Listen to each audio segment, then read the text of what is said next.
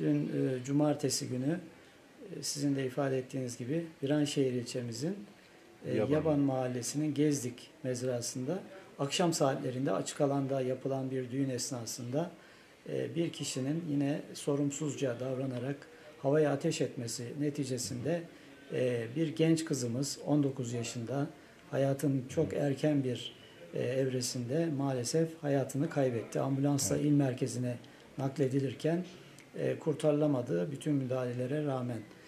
Şimdi bu olayda yine bir düğün söz konusu. Bir kutlama düğün esnasında 5 kişi aslında havaya ateş ediyor. Jandarmamız burada görüntü kayıtlarından tespit yapıyor.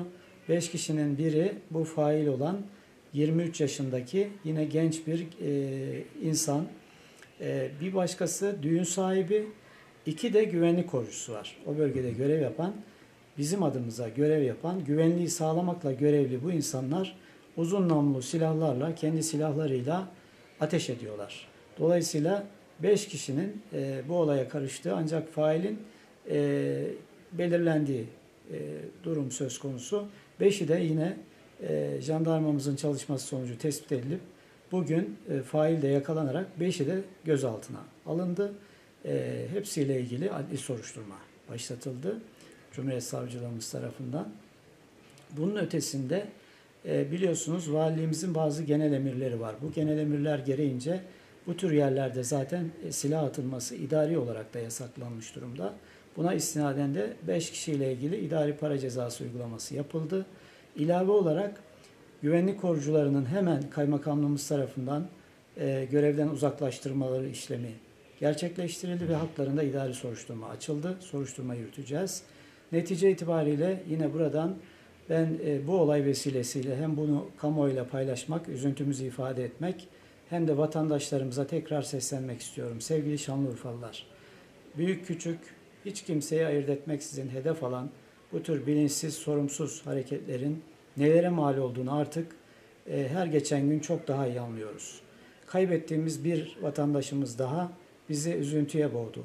Ama bu çok basit, yapılmaması gereken çağ dışı hareketlerin artık sona ermesi gerekiyor. Düğünlerde, kutlamalarda, çeşitli vesilelerle tabancaların, tüfeklerin havaya çıkarılıp ateş edilmesi, maalesef yorgun mermi olsun, doğrudan isabet eden mermiler olsun, bunların insanlarımızın ve insanlarımızın canına kasteden, çeşitli mal kayıplarına, zararlara yol açan, olumsuzluk açısından artık daha fazlasını söyleyemeyeceğim, dilimin varmadığı bir seviyededir.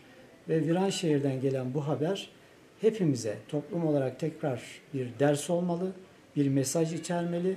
Yani burada artık sözün bittiği yerdeyiz.